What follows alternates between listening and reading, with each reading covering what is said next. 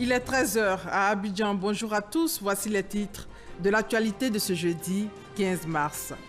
Libre circulation des biens et des personnes sur le corridor Abidjan-Lagos.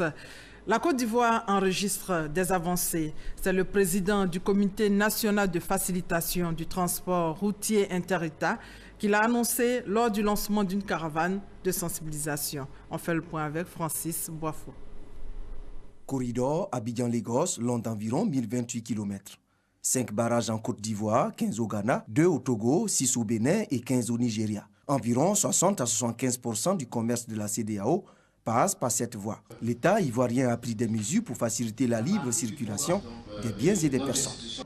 Il s'agit, entre autres, de la réduction des postes de contrôle sur l'ensemble du territoire, la mise en place d'un guichet unique du commerce extérieur pour accélérer les opérations des acteurs portuaires et ainsi améliorer la performance de nos ports.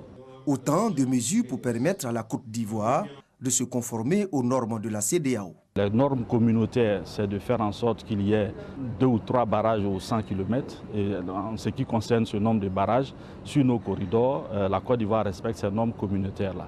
Donc en plus de cela, la Côte d'Ivoire, depuis 2012, a adopté une circulaire interministérielle qui limite sur toute l'étendue du territoire le nombre de localités où peuvent s'opérer des contrôles routiers à 33.